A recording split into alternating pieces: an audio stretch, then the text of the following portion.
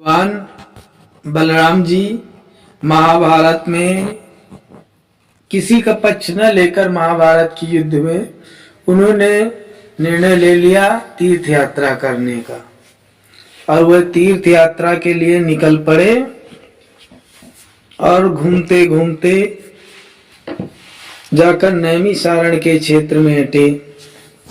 और वहां उन्होंने देखा कि जितने ऋषि मुनि हैं वे जमीन पर बैठे हुए हैं, सूत जी ऊपर व्यास गद्दी पर विराजमान हैं।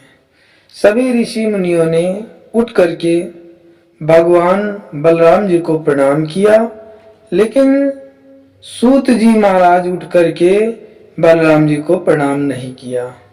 और बलराम जी ने कहा कि देखो ये शूद्र है और ये गद्दी पर ऊंचे पर बैठा है। ऐसा कहकर के बलराम जी क्रोधित हुए और उन्होंने कुश लिख रखा था हाथ में, और उसी कुश की नोक से सूत जी के सर पर प्रहार किया, जिससे सूत जी का शीश फट गया और सूत जी की मृत्यु हो गई। इतने में सारे ऋषि मुनि हाय हाय करने लगे।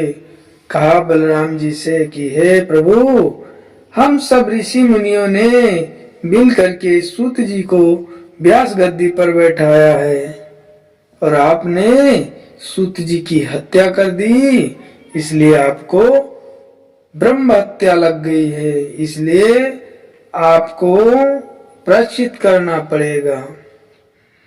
और सब हाय हाय करने लगे और कहा बलराम जी से कि सूत जी ने हमको ऐसी आयु दे दी कि जिससे हमें ना तो भूख लगे और ना प्यास लगे ना थकान लगे।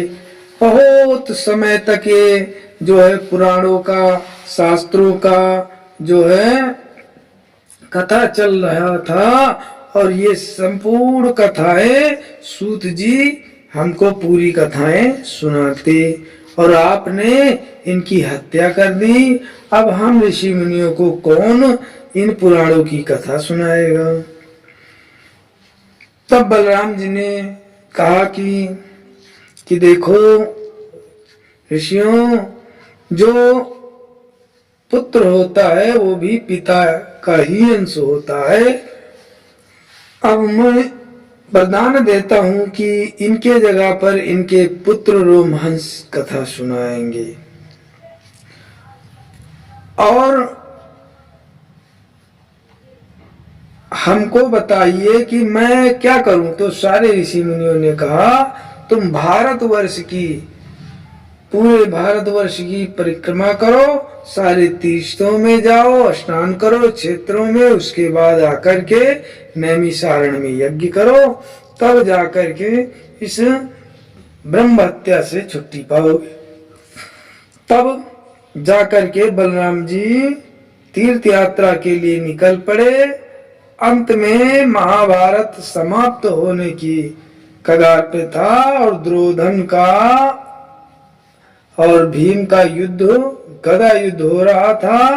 अंतिम दिन बलराम जी वहां हटे, लेकिन तब तक भगवान श्री कृष्ण की माया से मोहित होकर के पांडवों ने सारे जितने धरती पर राजाओं का रूप धारण करके असुर रूपी राजा थे, उनका भगवान ने अपनी माया का सहारा लेकर और पांडवों का सहारा लेकर संहार कर चुके थे।